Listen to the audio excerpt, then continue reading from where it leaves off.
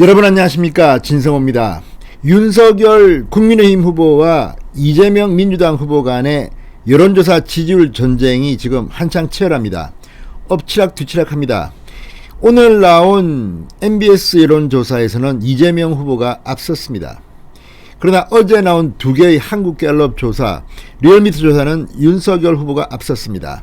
자, 이처럼 엎치락뒤치락 하는 것은 윤석열 후보 배우자 김건희 씨 그리고 이재명 후보의 아들의 이 불법 도박, 성매매 의혹 등이 변수로 작용하고 있을지도 모릅니다. 그러나 사실 이렇게 이 후보 가족들의 변수로 인한 이 민심의 출렁거림은 조만간 정리됩니다. 정말 중요한 것은 바로 공약입니다. 지금 윤석열 선대위에 실망하는 이 국민의힘 지지자들은 왜 김종인 총괄선대위원장의 선대위가 공약을 발표하지 않느냐는 겁니다. 자, 이재명 후보와 문재인 청와대 간에는 지금 갈등이 빚고 있습니다. 바로 부동산 정책 때문입니다. 자, 이 다주택자 이 중과세 이걸 보류한다. 이재명 후보의 이 주장에 따라 지금 청와대와 민주당 그리고 정부 간에 지금 전쟁이 벌어지고 있습니다. 이걸 지켜보는 국민들은 필요합니다. 그런데 방금 전 윤석열 후보가 이재명과 청와대 간의 이 갈등을 완전히 뒤집어버리는 이것보다는 훨씬 더 진전된 부동산 정책을 발표했습니다. 어제 한국갤럽의 여론조사를 보면 윤석열 후보가 이재명 후보를 앞질렀지만 서울은 압도적으로 앞지르고 있습니다. 이유가 뭘까요? 바로 부동산입니다. 지금 서울의 집값은 천정부지로 치솟고 문재인 대통령이 집값 오르지 않는다, 이 다주택자는 집을 팔아라는 소리만 믿고 있던 서울 시민들은 지금 땅을 치고 후회하고 있습니다. 이들을 염장지른 문재인 정권에 서울 시민들은 분노의 투표를 할 겁니다. 자, 이와 관련해서 윤석열 후보가 명쾌한 부동산 정책을 방금 전 발표했습니다. 이것으로 이제 서울의 판세는 완전히 윤석열이 장악할 것으로 보입니다. 이런 정책 대결은 크게 변하지 않습니다. 지금 뭐 김건희 씨가 뭐 뉴욕대에서 연수를 했니만이 MBA를 했느니 이런 민주당의 말도 안 되는 공격 이런 것들을 보면 이거는 잠시 기사를 보고 아, 이거 문제 있나 보다 하고 윤석열 싫어했다가 또 시간이 지나면 다 잊혀집니다. 그러나 내 재산과 관련된 부동산 정책, 문재인 정권이 완전히 망쳐놓은 이 부동산 정책을 가지고 이재명 후보가 서울을 의식해서 조금 오른쪽으로 오는 듯 했지만 또 그것 가지고 싸우다가 이재명은 지금 한 걸음 뒤로 물러났습니다. 그런데 윤석열은 그것과는 비교도 안 되는 충격적인 공약을 발표한 겁니다. 진성호의 융단 폭격 시작합니다. 문재인 정권을 융단 폭격합니다. 방송에 앞서 아직 진성호 방송에 구독자가 아니신 분은 붉은색 구독 버튼 눌러주십시오. 더 좋은 방송으로 보답하겠습니다. 자, 윤석열 후보가 방금 전 이재명 후보보다도 공시가격을 더 낮추고 다주택자 중과세 유예기간도 더 늘리겠다며 이 부동산 정책을 발표했습니다.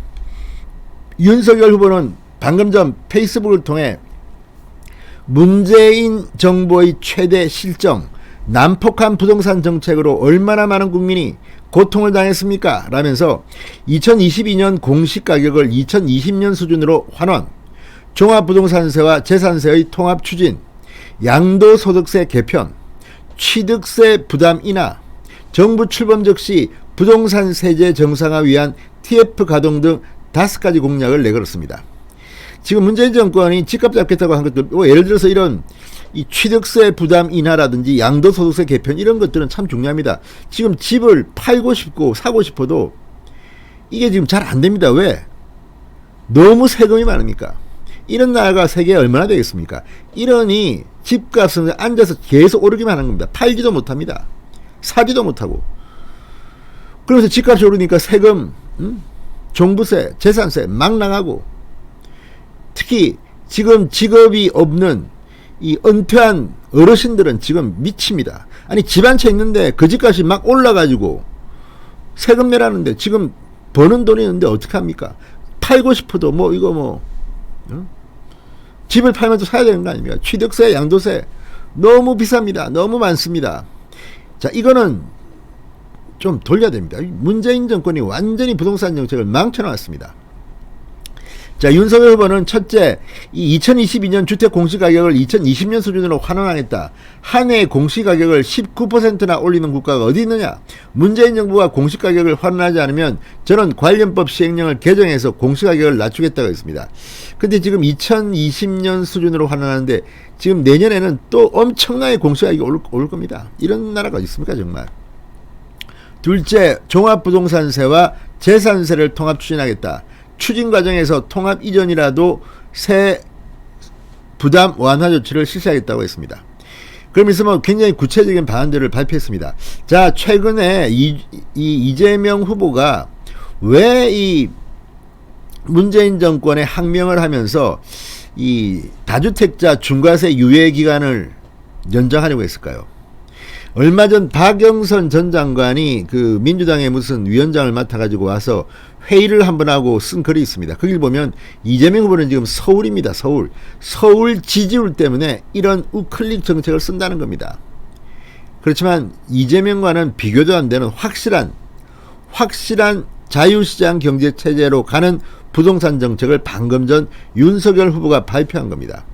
자, 이제 원희룡 정책총괄본부장, 김종인 총괄선대위원장 앞으로 정책들을 타임리하게 내놓기 바랍니다.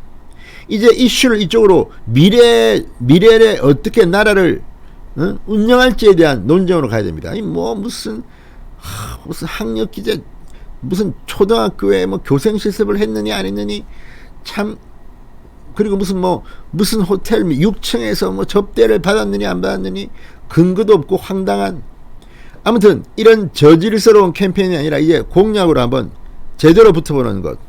자, 방금 전 윤석열의 부동산 정책은 서울 판세를 완전히 장악할 것으로 보입니다. 자, 어제 발표된 한국갤럽조사 보면 그게 분명히 나타납니다. 이 서울의 지지율이 윤석열은 42.6, 이재명은 26.4였습니다. 2주 전 조사에서는 불과 2.2%포인트에 불과했던 이 지지율 격차가 이번에는 16.2%포인트로 크게 벌어졌습니다. 왜 그렇게 했습니까? 이재명 후보와 민주당 그리고 문재인 대통령과 정부가 지금 이 부동산 정책으로 지금 충돌하고 있습니다. 참 말도 안 되는 것들입니다. 그러니까 서울만큼은 이렇게 확실하게 잡힐 겁니다. 자, 어쨌든 중요한 것은 정책입니다. 윤석열이 방금 전 서울 판세를 완전히 뒤집을 수 있는 그런 충격적인 부동산 정책을 발표했습니다. 진성호의 융단 폭격이었습니다. 여러분 감사합니다.